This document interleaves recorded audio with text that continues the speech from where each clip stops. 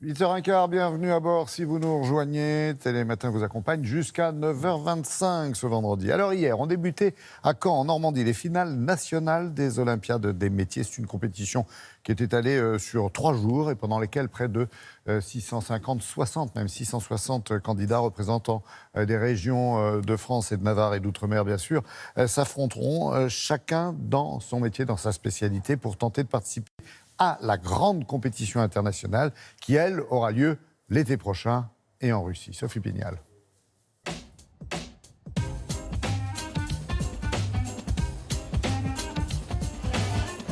C'est ici, au Parc des Expositions, que se déroule la finale nationale des Olympiades des métiers. 70 000 mètres carrés d'espace de compétition ouverts au grand public.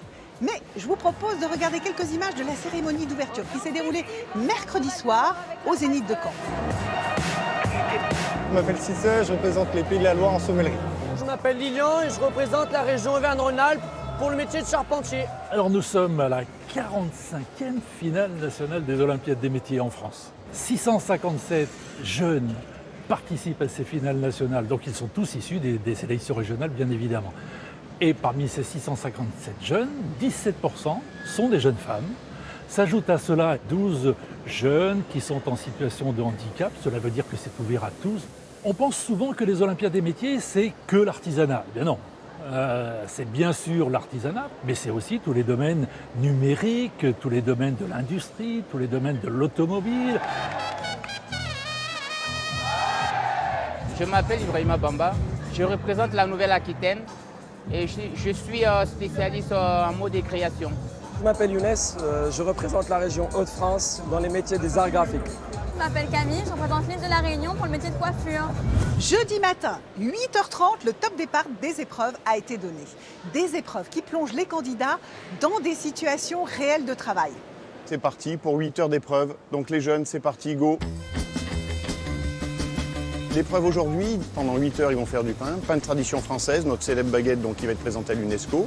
Ensuite, ils ont du pain de seigle, un pain de campagne où ils vont travailler les formes, et ensuite un pain mystère. Donc ils avaient un panier garni hier avec des farines spécifiques et ils doivent inventer une recette à partir de ces farines.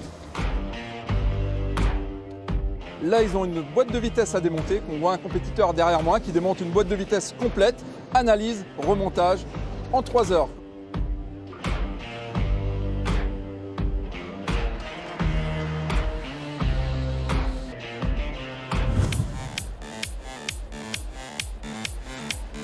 Aujourd'hui, l'épreuve, c'est la création d'un logo, d'une affiche et d'un ticket d'entrée pour un festival de typographie en Russie. Les candidats qui participent aux Olympiades des métiers sont soit en alternance, soit en études, soit pour certains salariés et pour d'autres créateurs d'entreprises. Ils ont entre 20 et 23 ans. Donc ça veut dire qu'ils sont très jeunes et avoir cette compétence professionnelle avec cet âge-là, chapeau. Ce que l'on peut dire ici, après une journée de compétition, c'est que les candidats sont bien décidés à tout donner pour décrocher leur ticket pour la finale internationale qui se déroulera en août 2019 à Kazan en Russie.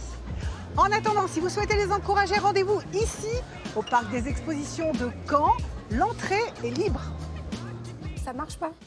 Et justement, en parlant de ces Olympiades des métiers, vous pourrez découvrir un documentaire événement consacré à 4 de ces jeunes passionnés, vous l'avez vu, et qui feront tout, bien sûr, pour réaliser leurs rêves. On les suivra durant leur préparation jusqu'au dernier moment de la compétition. Et pour cela, rendez-vous donc dimanche sur France 3, dès 20h15, en compagnie du chef Thierry Marx, pour découvrir ces héros des Olympiades.